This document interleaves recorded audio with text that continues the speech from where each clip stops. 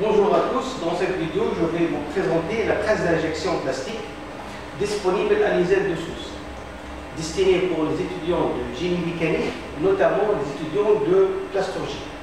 La machine Dacuma SV50, c'est-à-dire le tonnage est égal à 50 tonnes, est équipée d'un moteur électrique économique.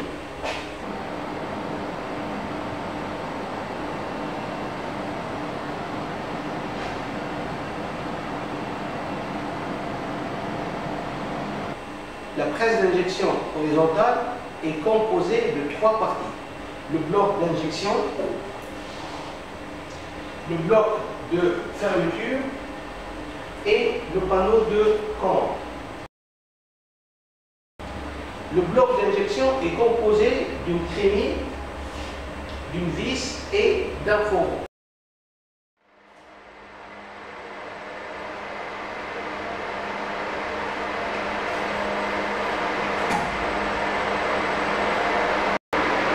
Une fois la matière fondue, elle est accumulée, poussée en bout de la vis et injectée sous pression dans un moule fermé. Le bloc de fermeture, cet ensemble, permet la fermeture et le verrouillage de la partie fixe sur la partie mobile de moule.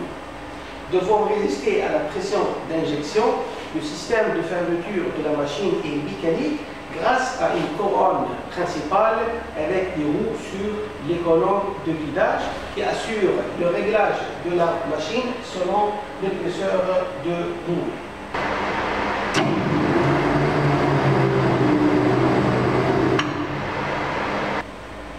Sachant que dans l'industrie, il y a trois types de fermeture, la fermeture mécanique, hydraulique et mixte. Les mouvements sont assurés par un vérin, l'effort de verrouillage est assuré par les genouillères.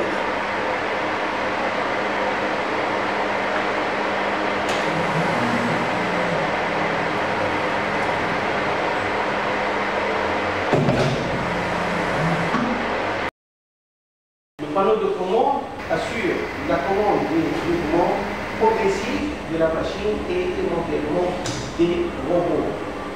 Aussi, il facilite le pilotage des installations périphériques. Avec la presse, on dispose aussi des périphériques indispensables pour le bon fonctionnement de la machine. Le premier équipement, c'est le sécheur.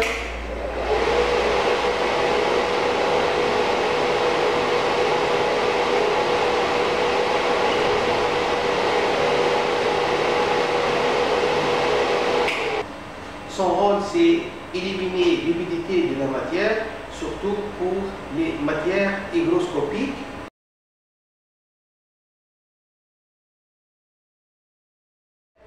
L'air chaud passe uniformément par le bas pour chauffer la matière et éliminer l'humidité. Il faut tout d'abord faire la différence entre les matières plastiques non hygroscopiques où l'humidité reste en surface de la matière, et les matières hygroscopiques qui absorbent l'humidité, comme notamment la majorité des granulés plastiques. Les problèmes résultant de l'absorption ou bien de l'accumulation d'eau au niveau des granulés sont ainsi évités, ce qui est essentiel pour obtenir des pièces injectées de grande qualité. Le deuxième élément, c'est l'alimentateur automatique de la matière qui assure le transport de la matière vers la machine. Il est composé d'une trémie posée sur le sécheur avec ses deux tuyaux et le moteur d'alimentation. On peut assurer automatiquement le transport de la matière.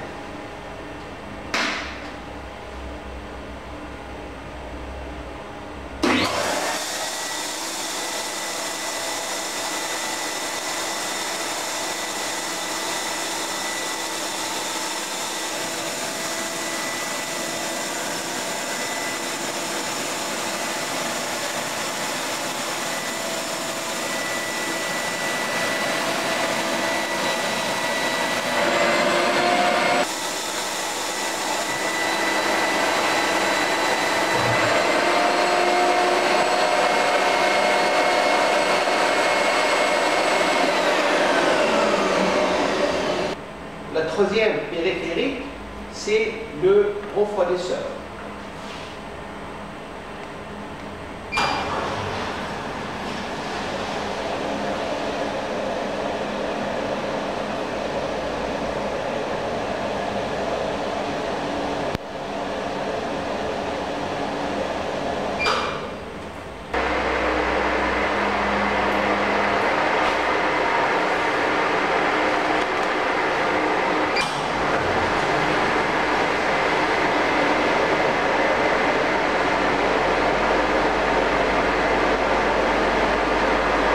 Le rôle du refroidisseur, c'est de refroidir l'eau utilisée pour refroidir l'huile hydraulique, la culasse au-dessous de la trémie et pour refroidir le moule d'injection plastique.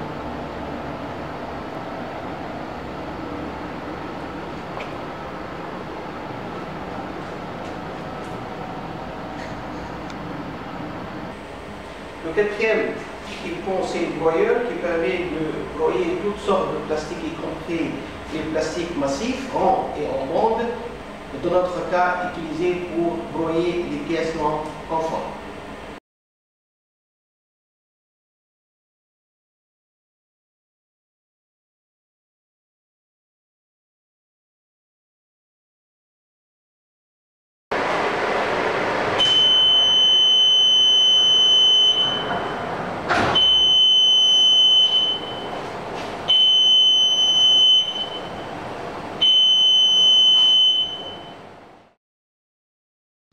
Les presses d'injection plastique peuvent être utilisées avec des équipements périphériques divisés en 3 groupes.